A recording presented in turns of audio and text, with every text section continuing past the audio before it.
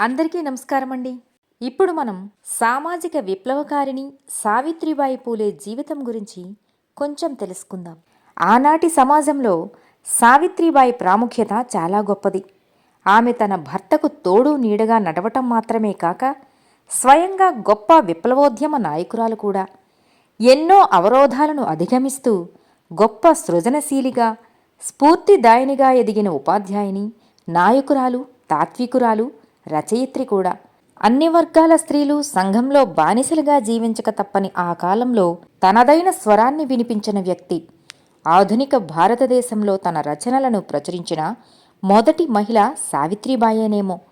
పెళ్ళి, పిల్లలు, ఇంటి చాకిరి, భర్త సేవ తప్ప మరొక లక్ష్యమనేది స్త్రీకి లభించని ఆ కాలంలో సావిత్రిబాయి జీవించిన తీరు నిజంగా స్ఫూర్తిదాయకమైనది. ఒక బ్రాహ్మణ వితంతువు సంతానాన్ని దత్తత తీసుకుని తమ కన్న కొడుకు కన్నా మిన్నగా పెంచటం పూలే దంపతుల ఉన్నత వ్యక్తిత్వానికి, ఆదర్శవంతమైన ఆచరణకు తార్కాణం. పవిత్రత, ఆంక్షలు, నీతి వంటి ఎన్నో భావనలకు వాళ్ళ జీవితాచరణ సవాలుగా నిలిచింది. సమానత్వ భావనతో, పరస్పర గౌరవంతో సాగాల్సిన స్త్రీ పురుష సంబంధానికి వాళ్ళిద్దరి అనుబంధం గొప్ప ఉదాహరణ. భర్త చితిని తానే అంటించి దహన సంస్కారాలు నిర్వహించిన సావిత్రిబాయి తెగువ చూసి దేశమంతా దిగ్భ్రాంతి చెందింది. ఆమె భర్త అడుగుజాడల్లో నడిచే సంప్రదాయ పతివ్రత కాదని, స్వతంత్ర వ్యక్తిత్వము, ఆత్మస్థైర్యము గల అరుదైన స్త్రీ అని చెప్పటానికి ఈ ఒక్క సంఘటన చాలు. అయితే ఆమె వ్యక్తిత్వంలోని ఇటువంటి అంశాలన్నీ ఎంతో కాలం పాటు లోకానికి తెలియకుండా మరుగున పడిపోయి ఉన్నాయి.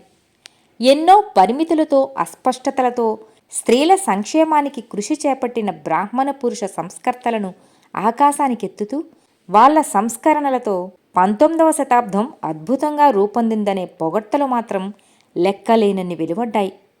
తన భర్తతో పాటుగా హుందాగా తలెత్తుకుని నడిచిన సావిత్రిబాయి జీవితం భారత స్త్రీల విముక్తికి నిజమైన ఆదర్శంగా తరతరాలకు నిలిచే ఉంటుంది.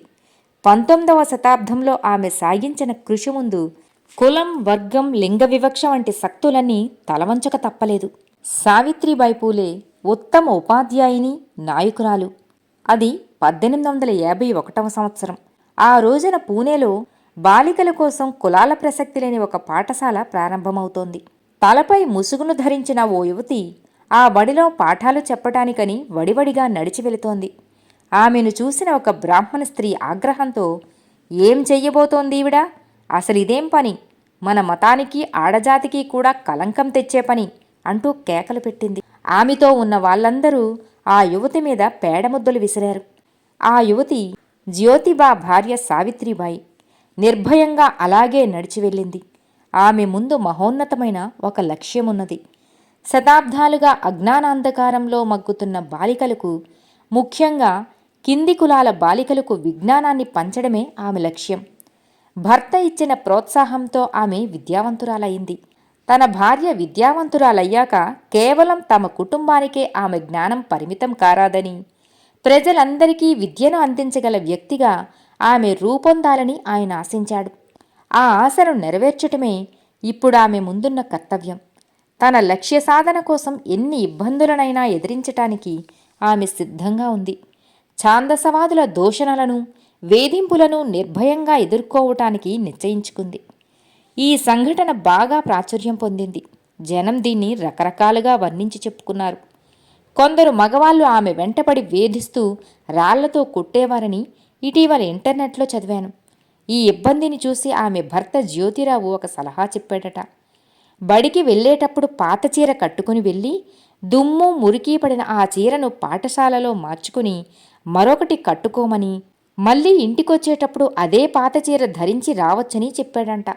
పశ్చిమ మహారాష్ట్రలోని నైగావ్ అనే గ్రామంలోని ఒక రైతు కుటుంబంలో 1831వ సంవత్సరంలో జన్మించింది సావిత్రిబాయి.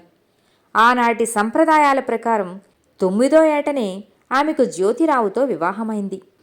ఆనాటి నుండి జీవితాంతం వరకు ఆమె ఆయనకు తోడు నీడగా సహచర్యం చేసింది. భర్త జ్యోతిరావు ప్రోత్సాహంతోనే ఆమె విద్యావంతురాలయ్యింది. ఆయన కుటుంబ సభ్యులు ఇందుకు అభ్యంతరం చెప్పటంతో ఆ భార్యాభర్తలిద్దరూ వేరుగా కాపురం పెట్టాల్సి వచ్చింది. 1849లో ఆయన స్థాపించిన 5 పాఠశాలల నిర్వహణలో భాగం పంచుకున్నది. బాలికల పాఠశాలను ప్రారంభించాలని తలపెట్టినప్పుడు అందులో ఉపాధ్యాయునిగా పనిచేసే అర్హత కోసం ఫాతిమా షేక్ అనే ఓ ముస్లిం యువతితో కలిసి ఉపాధ్యాయ శిక్షణ పొందింది సావిత్రిబాయి. ఆ బడిలో ఎన్నో కులాలకు చెందిన బాలికలు కలిసి చదువుకున్నారు. వాళ్లలో ఒక దళిత బాలిక రాసిన ఒక వ్యాసం అప్పట్లో ఎంతో ప్రసిద్ధి పొందింది. చదువు ప్రాముఖ్యతను గురించి తనకు కలిగిన అవగాహనను ఆ బాలిక ఇలా రాసింది: సజీవంగా సమాధుల్లో మగ్గుతున్న వాళ్ళం మేము. అక్షరం మాకు నిషిద్ధం. భగవంతుడు మా మొరను ఆలకించి బ్రిటిష్ వారిని పాలకులుగా పంపాడు. ఇప్పుడు మమ్మల్నెవరూ వేధించి బాధించలేరు. ఉరితీసి చంపటానికి, ప్రాణాలతో పాతిపెట్టటానికి కూడా సాహసించరు. మా ముందు తరాలకు కూడా భవిష్యత్తుపై భరోసా ఉన్నదిప్పుడు. మేమిప్పుడు ఒంటి నిండా బట్ట కట్టగలుగుతున్నాం. స్వేచ్ఛగా అర్థవంతంగా జీవిస్తున్నాం. ఆంక్షలు, నిషేధాలు తొలగిపోయి బజారులు, ఉద్యానవనాలు మాకు తలుపులు తెరిచాయి. సావిత్రిబాయి జ్యోతిరావులు విద్యారంగాభివృద్ధికి చేసిన కృషిని గుర్తించిన ప్రభుత్వం 1852వ సంవత్సరంలో వాళ్ళిద్దరినీ సన్మానించింది. సావిత్రిబాయి ఎంతో ధైర్య సాహసాలతో సామాజిక విప్లవోద్యమాలలో పాల్గొన్నది. అంటరానితనానికి వ్యతిరేకంగా 1868లో ఉద్యమాన్ని నడిపింది. భర్త మరణానంతరం సత్యశోధక సమాజానికి అధ్యాపకురాలిగా ఎంతో సమర్థవంతంగా బాధ్యతలను నిర్వహించింది. అనాథ స్త్రీలు, శిశువుల సంరక్షణ కోసం శరణాలయాన్ని స్థాపించి నిర్వహించింది. ఒక బ్రాహ్మణ వితంతువుకు పుట్టిన పిల్లవాడిని దత్తపుత్రుడుగా స్వీకరించింది.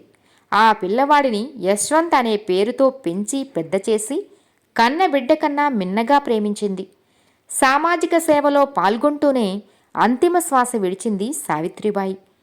1890 సంవత్సరంలో ప్లేగు వ్యాధి బారిన పడిన పిల్లల కోసం ఆమె వైద్య శిబిరాలను నిర్వహించింది.